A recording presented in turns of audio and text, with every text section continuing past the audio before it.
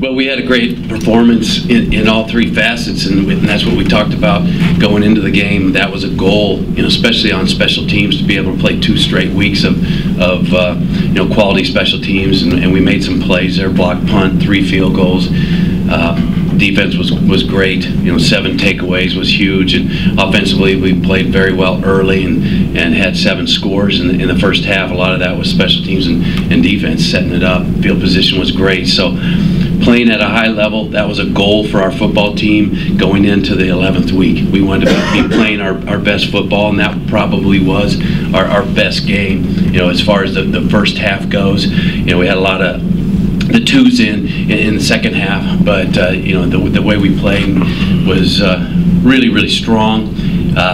Big week. We know that it's in the back of our mind, and we talked about it last night. Now we go back to how we prepare. So it's not going to take a different effort from us on Saturday, because every week our guys give us everything they got. So it does have to be a great blend of effort and discipline, and we've got to be able to execute our stuff, and we're going against a very good football team, and it's going to be a great matchup and a great game, and we're fired up to prepare for it. Questions? How would you describe what this game means?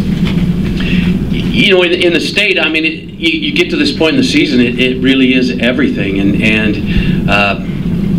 you play all season, and you get to this game, and really the previous games kind of get wiped out. You're not gaining anything from the first 10 games going into this game, because for our fans and everybody involved, you got to win the ball game. So it is very important in our state, and so we've prepared for a long time, mentally for this thing and physically, but more mentally, and I think our guys are really going to be ready to go and play great football. Tucker, how's your mindset change when this week rolls around? Well, it's like Coach Stitt said, we don't change our preparation at all, but obviously, it's the big one. So maybe you do a little extra, but your preparation doesn't change a whole lot. But I mean, we just really need to go out. You throw the records out the window in a game like this, because we both want to win real bad, and I don't know, just that's all I got, I guess. Does last year play a factor at all? Do you guys think about that? Yeah, we're definitely bitter about that. They stole one from us, and we're going to take it back and then some. Tucker, 7 turnovers that you created on Saturday. Obviously, that's a great number, but is that something that can carry over into a game like this, or is that more of an isolated sort of confluence of circumstances for you as a defense? I think it was just us taking advantage of opportunities that were given to us, and if we get those opportunities, we'll take them no matter when the game is, or who it's against even. There's a lot of teams that really maybe don't have a rivalry like this. What is it like just having this, it being there? It's really special, It's something that you have an appreciation for from day one, and I'd say something that me and Josh definitely have had an appreciation our whole life of. We've grown up around it. You never miss this game growing up watching it. At least I didn't. So you really know how special it is. Hey Josh, what does the rivalry mean to you? It means a ton. Like Tuck said, we've been watching this game for a long time now, so we know how important it is to the state of Montana and to all the people who live here. Just an honor to be able to go out and say that you were a part of this game. Means a lot. Josh, how about the way this team feels? And you say the records get thrown out for this game, but how good do you guys feel coming in with the way you played here? We feel very good. We're very confident right now. Obviously, like Coach said, all 3 facets had a great game. Probably the most complete game we've played so far this season. So, what a perfect time to do that right before we go play Montana State. Coach, when it comes to this game, obviously a very emotional game, both sides. What do you do as a coaching staff to try and hit the right mark, if you will, in terms of the enthusiasm and excitement for your players heading into this? Well, what we talked about on Sunday night, we don't need to talk about it anymore because we've been talking about it since January. Well, you know, and thinking about it since November. You know, every single day. So we don't need a special effort. And you know, our guys are going to be ready. They're going to give us everything they got, and now you have to have the focus and the mental side of it to be able to execute what you're doing. If you go into these games and you're too juiced up, you're not going to be able to execute things, and you may be over aggressive on defense, and then you're not in your gap, or you don't have your responsibility. You jump a route and they double move you, or whatever it is. So we've got to go back to how we prepare. And we're looking at their defense and their offense and what they do and their special teams, and we're preparing to go against that faceless opponent again, you know. But it's in the back of your mind because we talk about it every single day, you know. So we had to take a step back a little bit now that we're in the week, and just get ready to play fantastic football. Josh, what do you remember from the game last year, and how much of an impact will that have just in the way you guys go about your business on Saturday? Yeah, I actually didn't get to play in the game last year. I missed the last 3 games with the injury, but just watching it from the sideline, you know, it was just, I think, little things that we were doing wrong that we've worked all year to clean up. You know, we kind of use that game as a model of what we can't play like. So just excited to get back out there and get that taste out of our mouth and try and get that trophy back. Josh, home games are always fun, but how much do you look forward to going into a hostile environment like that and trying to put it to them on the road? I mean, it's a great feeling. You know, we did it 2 years ago there. No better feeling than winning at their house. So it takes a little bit of extra focus to go into a hostile environment like that. But I think we've performed pretty well on the road all year. So don't change anything that we've been doing and just play our game. Tucker, what are your impressions of Montana State's offense? Obviously, mobile quarterback, a lot of option stuff. So, what have you seen so far? It's a good offense. You know, I wouldn't say they're super explosive or anything, but like you said, they can control the ball. They run the ball well, yeah, that quarterback, he's pretty good. He's a good player. Kind of what are the things that you learned that you did do against their quarterback last year that you're focused on improving this game? I mean, I wouldn't say we played horrible against them last year, but maybe containing him a little better, I would say we could do, and just being real physical with him. Describe kind of the relationship between the two opposing teams when you're on the field. Is there a little more talking in this one? Are you less likely to help a guy up in this kind of a game? Just what is the relationship like once the game gets going? Yeah, there's a lot of animosity between us in this game for sure. You know, I think we have respect for each other, but that's about as far as it goes, I would say.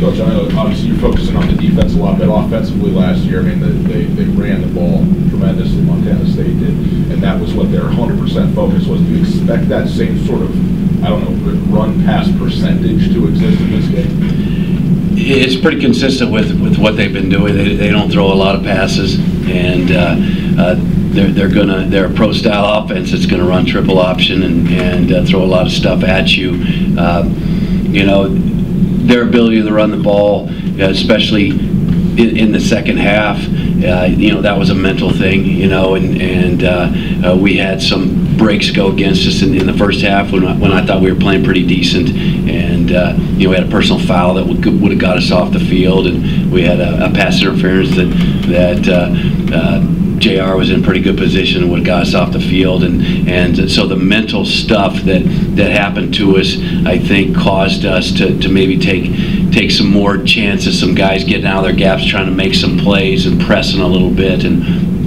that's what we focused on in the off season. Of when those things happen to us in a game, it's not a big deal. It was a big deal to our team last year. It hurt us when things went bad, and they continue to get worse, and we've been able to kind of brush these things off this year and know that something good's coming down the line. So the things that we were doing in that game were no different than the things we were doing in the first 5 games when we shut Northern Iowa down and all those things. But mentally we had really slipped after we had the losing 3 out of 4 games and losing at Northern Colorado, and we weren't in a good place mentally as a football team in that 11th week, and that's the biggest difference in our team now. You know, we had great talent last year, and we got great talent this year, but we're in a way different place mentally. Nels, you know, so you guys get a lot of love. Who are some guys that kind of jump off the screen when you're watching film? He's a great player, you know, and he reminds us a lot of our guy Bus, you know, and you know, Derek Marks plays hard, and I mean they're really active. They get after it, you know, on the defensive front, and you know, the secondary doesn't give up big plays. You know, they're going to make you earn it, and they tackle well. You know, there's a lot of good things going on their defense, and they've played great defense all year. What do you see schematically that helps them kind of mitigate the big plays, like you say? Well, they just don't give up big plays. Their secondary is very disciplined as far as not giving up those big plays, and you know, their scheme allows them to do that, and their scheme allows their linebackers to really free up and get after it and go after the ball carriers. So they're very strong against the run, and they're going to make you earn it, and you got to be disciplined, and you know, it's all you got to do is look at their scores and how they've held people down, and not a lot of people can score a lot of points on them. Coach, there's been, other than a couple of years ago when you guys were there's been a streak here where the road teams had a ton of success in this rivalry. Can you figure out why that is? You know, I don't know. I mean, maybe it's a mental thing where you're thinking, hey, we're at home and we've got the advantage, you know, and the other team's coming in with a chip on their shoulder. You know, the thing that we've talked about is we don't care where we're playing. You know, we just enjoy getting together and playing ball, and that's going to be a great environment. That's going to be, you know, it's similar to what we'd have at home, and it is going to be hostile, and that's why you play the game, to play in an environment like this. And this is a game that we talked about on Sunday, that when you're 30, 40, 50 years old, this is what you're going to think about every year. When it's the Brawl of the Wild week, this is the game that you're going to be thinking about. Tucker, the way this season is shaped up, also has pretty major playoff implications as well. Is that something you guys have discussed at all? And is it something that's even in the back of your mind going forward? It's not something we really talk about, but we know we've been in playoff mode for the last few weeks, you know, ever since we went down to Weber. So, I mean, but we play that anyway, you know, just like I was talking about earlier, and Coach Stitt talks about. We don't change our approach, you know. But so, I mean, you know it's in the back of your mind, but we expect to go out and win all the time. Tucker, you guys stop the run, you know, pretty well. This is maybe the strength of your defense. How do you feel like you kind of match up heading into this one? Good. You know, I think we match up good every week, but we got a pretty tough front seven and back four. You know, I mean, our whole defense. It's right up there with the best ones that I've been a part of at this program. Is it safe to say that strategically you want to make them throw? That's kind of the goal of what you guys want to do this week? Yeah, I guess it'd be nice, but they're going to try to do what they do, you know, control the clock, run the ball, and we just got to step up and play more physical than them, and you know, just shove it down their throat. Josh, Coach mentioned just the mental growth of this team. From a player's perspective, what's that been like? What's that process been like for you guys? It's been awesome. You know, it's helped us on the road in big games, and like at Idaho State, I think you could really see the how much we've matured as a team. We handle adversity a lot better than we have in the past, and I think that's a big reason that we've had success so far this season. Josh, what do you tell the guys, especially a lot of the redshirt freshmen on offense, about kind of going into playing in this game for the first time? Like, what's something you can tell them? Well, just to stay calm, really. I mean, it's easy to get lost in the moment and get hyped up, a little too overhyped, I think, sometimes. So just stay calm. You know, after the first snap, it's just a football game. So you know, we've all been doing it for a long time. Just keep your composure and just get ready to go. Coach, this is probably the first game that Gresh will have played in where there's going to be legitimate noise when you guys are on offense. Is that something that you have discussed and that you're preparing for? What's the approach? Well, our communication is nonverbal, so the noise could have a little bit of an effect on things, but you know, as far as our cadence, we're on a clap, and you know, everything signals, and it shouldn't have a huge effect on it. We practice it, a lot, and we will practice it in practice just like we did against University of Washington, and that wasn't an issue. So, Gresh is a little different, and he does get a little hyped up early, and so he's got to calm down and just take the game as it comes, and he'll be ready to go. He thrives on stuff like this, and I'm excited to see him go to work Saturday. You talked about the importance of getting out to fast starts. Is this another one where you'd like to get off to a good one? Maybe bigger than a fast start, not shoot yourself in the foot, and we have a lot of confidence in our defense, and we just don't want to put them in a bad situation. And that's special teams and offense, and kind of take what they give you, and so that we don't want to be in a situation where we hurt our football team. Yeah, you'd like to start fast and get a lead, all those kind of things, but we want to keep mistakes at a minimum. Coach, I know offensively you'll run plays early in the game often to get a look to see what defenses are in and try and assess what they're doing. But also, obviously you do want to go out and move the ball down the field as much as you can. What's the give and take there in terms of trying to call plays to make progress through the game, score a touchdown or whatever, and also to see what you want to see early to start making adjustments? Well, hopefully you've coached up your guys enough to where you can line up in a formation and they're looking for things and how they line up, and then your quarterback understands before he has to come to the sideline and talk to us of where the ball needs to go, that immediately, hey, this is how they've lined up and this is where we're going to attack them, and you don't have to use 2 or 3 series before you really catch on fire. So all of our guys have been with us for a while now, and Gresh acts like he's been with us for a while, and so you feel like in the 11th week you can go line up in a formation, and they're not going to show you something that you haven't seen, and you're not going to put the ball where it's not supposed to be, and we feel comfortable throwing the ball, we feel comfortable running the ball, we have a lot of confidence in our guys up front, and we feel like we can always throw it a lot if we need to do that too. Coach, do you feel like you have a chance to solidify your playoff resume with a victory on Saturday? Oh, definitely. I think we got a very good football team, and you're sitting 8-3, and you lose to 2 top 20 teams and an FBS top 25 football team. You belong in the tournament. So we've kind of been in that mode where you just got to keep having success and winning ball games, and we want this thing to go for a while. Tucker, having played in this game, you obviously do all the prep and learn their offense, what they want to do, and all that. But when you step on the field, this game is just about going and taking it, just from a mental, emotional standpoint, and the physicality of it. A lot of it, you just like you said, go out and take it. That's really what it's all about. It's something that you look forward to all year, and it really comes down to who wants it more, I think. Just a couple more. Kirk, just knowing that this is your last for all a while, and hopefully not the last game, just have you thought about that? What is that like?